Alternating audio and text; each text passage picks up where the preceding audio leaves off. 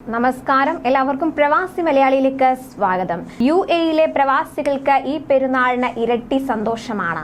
പെരുന്നാൾ പ്രമാണിച്ച് എല്ലാ സർക്കാർ ജീവനക്കാർക്കും ശമ്പളത്തോടു കൂടിയ അവധിയാണ് ഭരണകൂടം പ്രഖ്യാപിച്ചിരിക്കുന്നത്.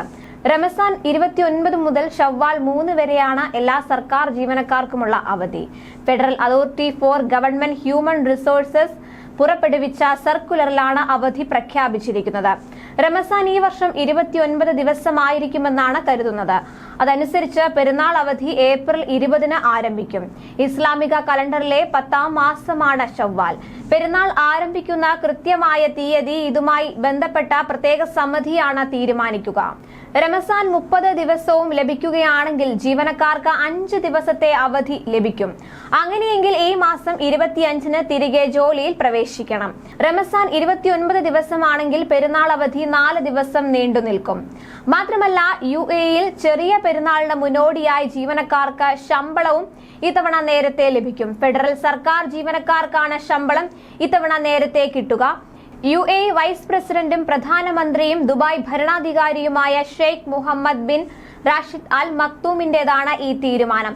ശമ്പളം നേരത്തെ നൽകാൻ സർക്കാർ വകുപ്പുകൾക്ക് അദ്ദേഹം നിർദ്ദേശം നൽകി കഴിഞ്ഞു.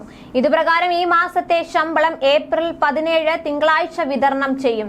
വരാനിരിക്കുന്ന ചെറിയ പെരുന്നാൾ ആഘോഷങ്ങൾക്ക് വേണ്ടി ജീവനക്കാർക്ക് തയ്യാറെടുക്കുന്നതിനും നീണ്ട അവധിക്കാലം ആഘോഷിക്കുന്നതിനും വേണ്ടിയാണ് സർക്കാർ തലത്തിൽ ഇത്തരമൊരു തീരുമാനമെടുത്തത്.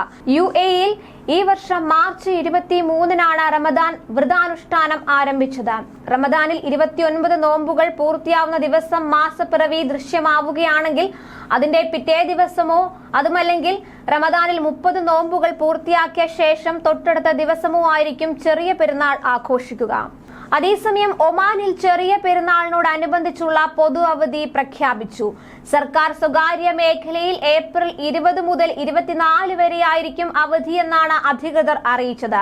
വാരാന്ത്യ ദിനങ്ങൾ ഉൾപ്പെടെ 5 ദിവസമാണ് അവധി ലഭിക്കുക. 25-ന് ഓഫീസുകളും മറ്റും പതിവ് പോലെ പ്രവർത്തിക്കും. അതേസമയം സൗദിയിൽ സ്വകാര്യ മേഖലയിൽ ഈദുൽ ഫിത്തർ അവധി 4 ദിവസമായിരിക്കും. ഇത് 2 ദിവസങ്ങൾക്ക് മുൻപാണ് മാനവ വിഭവശേഷി സാമൂഹിക വികസന മന്ത്രാലയം അറിയിച്ചത്. വിശ്വാസപൂർണമായ റമദാൻ വ്രതം അവസാനിച്ച് ചെറിയ പെരുന്നാൾ ആഘോഷിക്കുന്നതിലേക്കുള്ള ഒരുക്കത്തിലാണ് ഇപ്പോൾ ലോകമെമ്പാടുമുള്ള വിശ്വാസികൾ. കൂടുതൽ പ്രവാസി വാർത്തകൾക്കായി ഈ ചാനൽ സബ്സ്ക്രൈബ് ചെയ്യുക.